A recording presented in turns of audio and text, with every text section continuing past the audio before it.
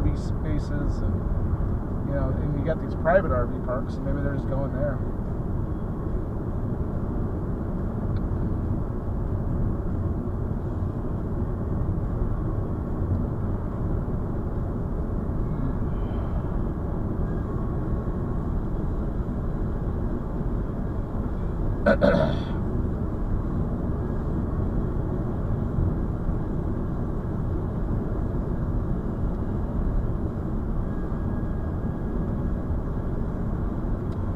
Now we're getting into the Owens Lake Basin. You can see it over there to the left.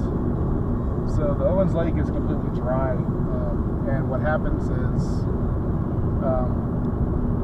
the city of Los Angeles got sued over, or I should say LA Water and Power, DWP, got sued over the sort of toxic dust storms that were plaguing the area around Owens Lake.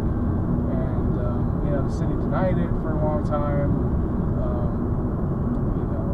They weren't causing it. It ended up going to court, and the city and LA is now required to feed some of the water they're taking from the Owens River back into the Owens Lake by way of sprinklers. So there's actually these sprinklers that run on the dry Owens Lake bed and wet down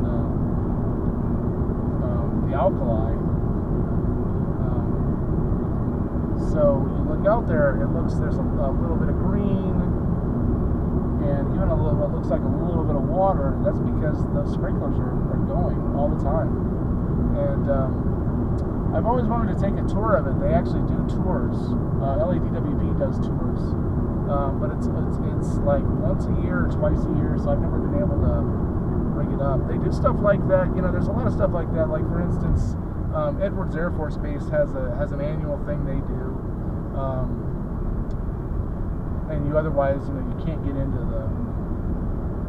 the base unless you already have credentials for the base. And you just got to know about it. You just got to know about it. Early enough beforehand that you can plan for it.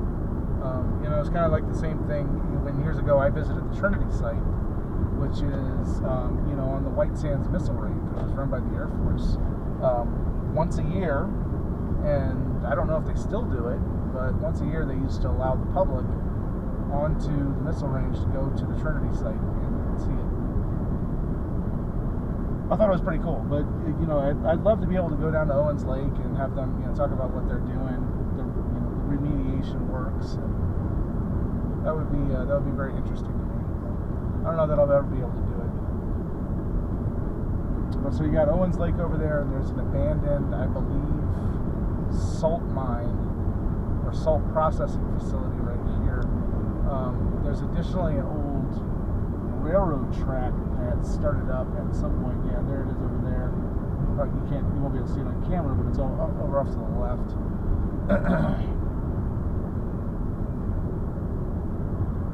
All this stuff kind of part of the history of Owens Lake. So around Owens Lake, there's a couple of towns. There's Alancia, which we're going to go through. There's also Kiefer.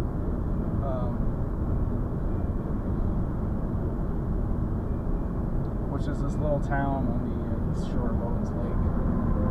And Kiefer was largely responsible for the lawsuit against LA, getting that dust storm remediation. So that's pretty cool to see Owens Lake in general. It's interesting, different colors, and just to see how large it is. But yeah, if you live in the LA area, that's part of your water bill goes to feeding the sprinklers in Owens Lake. Also to paying for the California aqueduct maintenance, but this Owens Lake project is much bigger. I always see, and I see it right now, trucks and heavy machinery out there on the lake, and it's always LADWP doing something.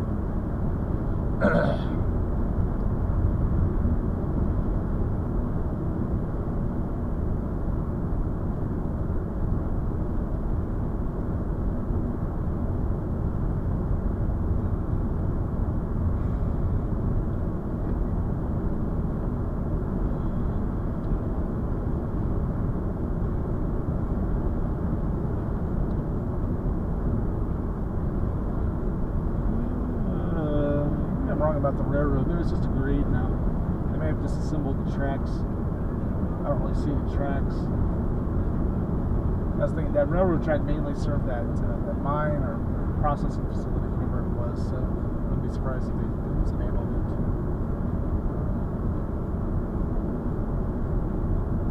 You know, I like driving. I like looking at this area because there's all these little canyons, and when you look up in the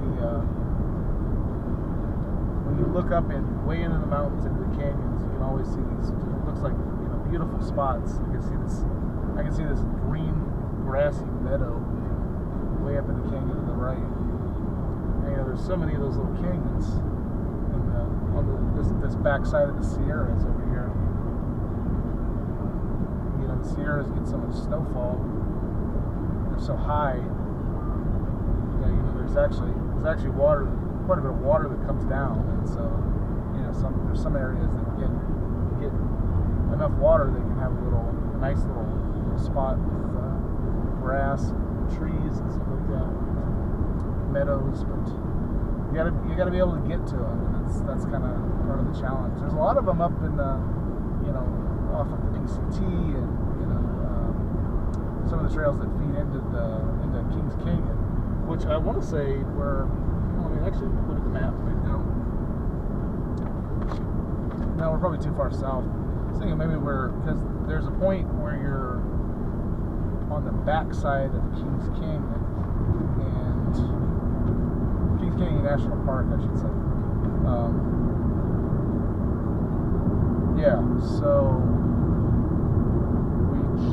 we're just passing the end of Kings Canyon National, what is actually Sequoia National Park.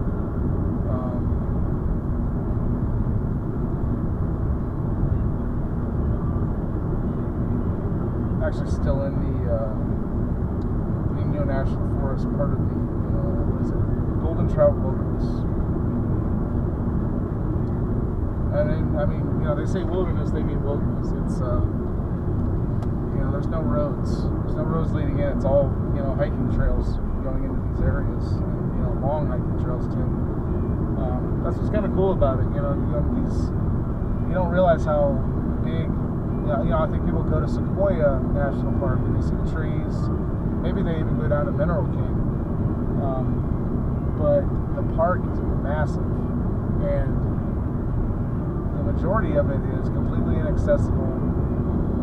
And then, you know, just you're seeing just a slim minority of it. There's another minority that you can access through backcountry hiking trails that, you know, take quite a bit of effort to get into.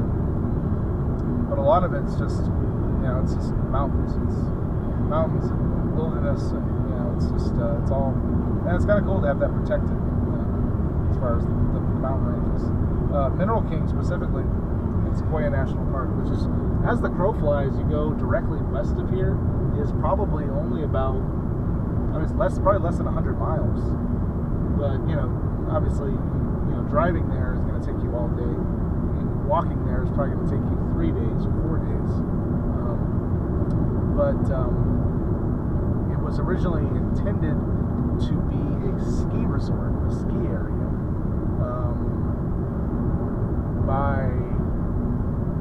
So here's the 2-lane section for Olancha. So this is the only 2-lane section of 395 and Route 6,